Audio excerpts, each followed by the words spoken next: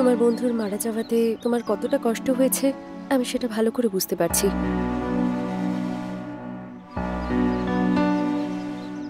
আমারও খুব কষ্ট হচ্ছে। তুমি ওখানে থেকো না, তুমি চলে যাও ওখান থেকে। না, আমি যাব না। পাগল হয়ে গেছো নাকি তুমি? তোমার বন্ধুকে নিয়ে অলরেডি 3 জনের মৃত্যু ঘটেছে। আমি চাই না আর কারোর মৃত্যু হোক ওই বিল্ডিং এ থেকে। দয়া করে তোমরা ওখান থেকে চলে যাও প্লিজ।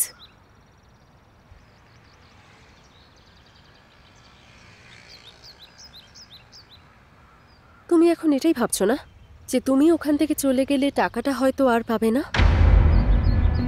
যদি সেটা হয় তাহলে আমি তোমায় টাকা দিয়ে দিচ্ছি। দেখুন ম্যাডাম, এই ডিলটা ওকে করার সময় আমি এটা ভেবেছিলাম যে যদি টাকা পাই লাইফ সেটেল হয়ে যাবে, কিন্তু এখন আমি আমার বন্ধুকে হারিয়েছি আর আমি জানি না যে ও কি করে মারা গেছে। ও আমাকে ছেড়ে চলে গেল, আমি এটা ভুলতে পারবো না। ওর মৃত্যুর ব্যাপারে আমাকে খোঁজ করতেই হবে madam.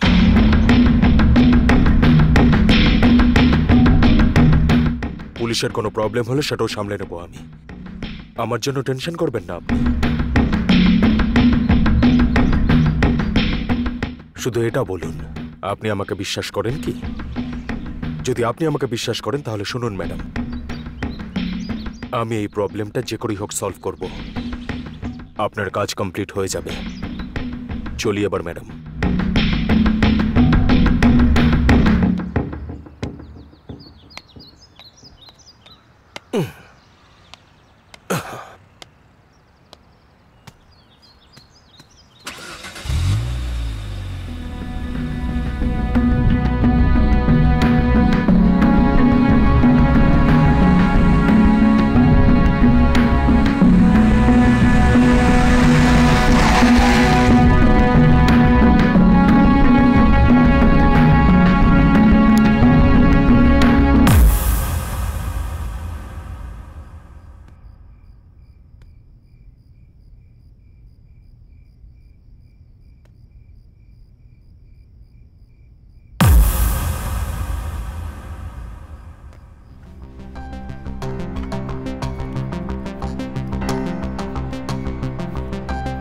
Ronald hospital, doctor Isaac Abraham.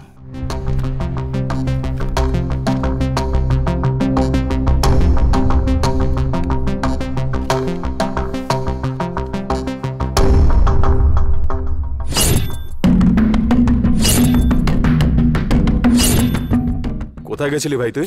আরে কোথাও যাইনি ভাই, রাত্রিবেলা জিপের হর্নের আওয়াজ পেলাম আর গিয়ে দেখলাম তখন ওই বাচ্চাটা ছিল। তারপর আমি ভাবলাম যদিও এই বাচ্চাটাকে দেখে ফেলতো তাহলে আমাদের মাথা খারাপ করে দিত। খোঁজ নিয়ে দেখলাম যে পাশের হসপিটালের পেশেন্টও ওখান থেকে পালিয়ে এখানে চলে এসেছে। সেই জন্যই ওকে ওখানে রেখে তারপর এখানে এলাম।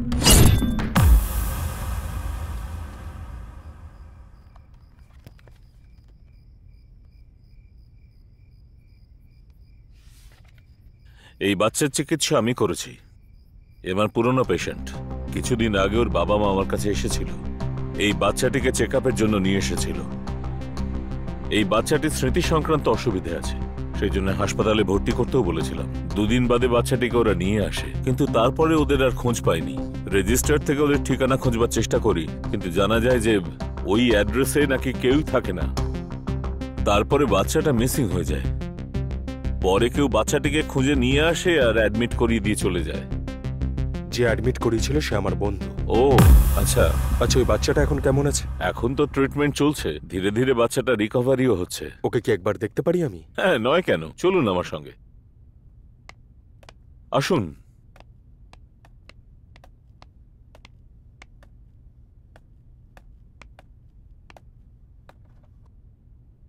হাই।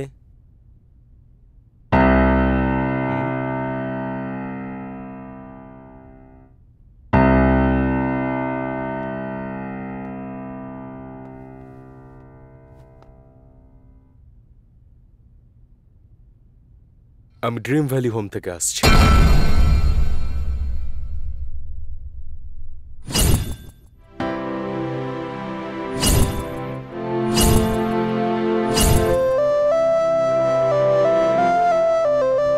আরে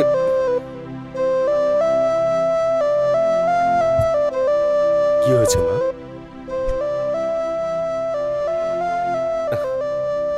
কোনো ব্যাপার না, আমি আছি তো, সব ঠিক হয়ে যাবে। হুম? মা,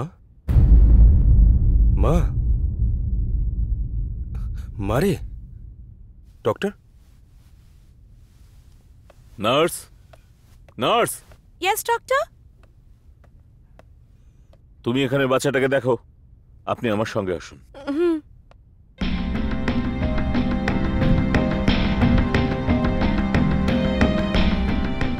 বাচ্চাটি আপনার সঙ্গে ইমোশনালি কানেক্ট হয়ে গেছে। আপনি যে মুহূর্তে ড্রিম ভ্যালি হোমসের নাম নিলেন, মুহূর্তের মধ্যে বাচ্চাটি রিয়্যাক্ট করলো। হতে পারে ওর বাবা মার মিসিং হয়ে যাওয়াটা ওই ড্রিম ভ্যালি হোমসের সঙ্গে কোনো রিলেশন আছে। একবার ওই অ্যাঙ্গেল থেকে এনকোয়ারি করে দেখুন।